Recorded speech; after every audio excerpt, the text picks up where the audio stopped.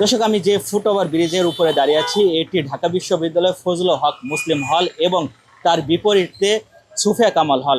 ঠিক তার মাঝামাঝি এই ফুটওভার ব্রিজটি দাঁড়িয়ে আছে এবং এই ফুটওভার ব্রিজটি এতটাই গুরুত্বপূর্ণ যে এখান দিয়ে কিন্তু ঢাকা বিশ্ববিদ্যালয়ে যে সকল শিক্ষার্থীরা রয়েছেন এবং সাধারণ যে সকল পথচারীরা রয়েছেন তারা রাস্তা পারাপারের হওয়ার জন্য একমাত্র সম্বল কিন্তু এই ফুটওভার ব্রিজ।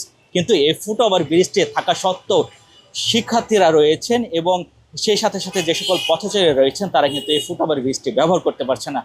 ফুটওভার ব্রিজটি ব্যবহার না করার কারণ হলো ফুটওভার ব্রিজটি কিন্তু একেবারে ভাঙ্গা অকেজো অবস্থায় রয়েছে এবং ভাঙ্গা অকেজো অবস্থায় থাকার কারণে কিন্তু ফুটওভার ব্রিজটিতে সাধারণ যে সকল পথচারী রয়েছেন এবং শিক্ষার্থীরা রয়েছেন ঢাকা বিশ্ববিদ্যালয়ে সেই শিক্ষার্থীরা এই ফুটওভার ব্রিজটি ব্যবহার করতে পারছে না।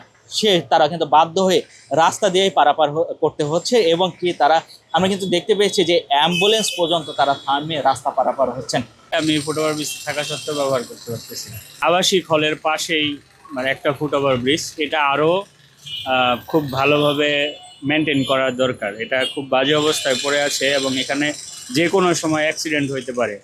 আর যদি একটু অসতর্কতা বশত এখান দিয়ে কোনো বাচ্চা বা অন্য কেউ চলাচল করে সেই ক্ষেত্রে অ্যাক্সিডেন্ট হওয়ার সম্ভাবনাটা অনেক বেশি। তো এটা আশা করি সংশ্লিষ্ট কর্তৃপক্ষের এই দিকটা নজর দেওয়া উচিত।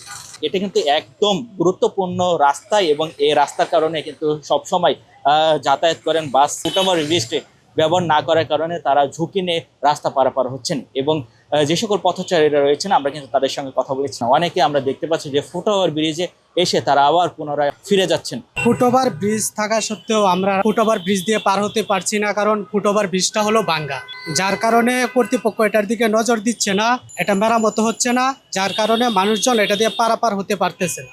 ফুটওভার ব্রিজটা ভাঙ্গা থাকার কারণে অনেকজনকে এখানে দেখছি রাতে থাকে এবং দিনের বেলাও দেখছি এখানে আসছে তারা।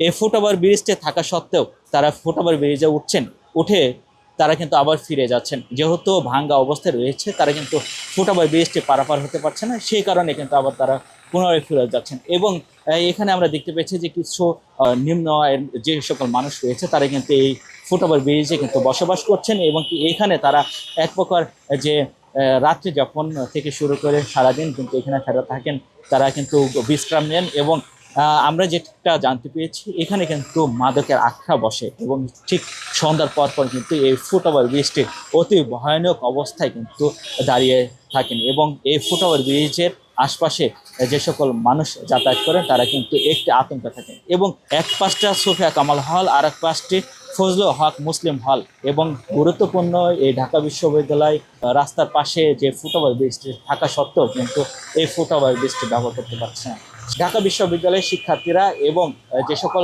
সাধারণ পথচারী রয়েছে তাদের দাবি এই ফুটওভার ব্রিজটি যেন অতি দ্রুতই মেরামতের ব্যবস্থা করা হয়। নয়ন মাহমুদ, RTV, ঢাকা।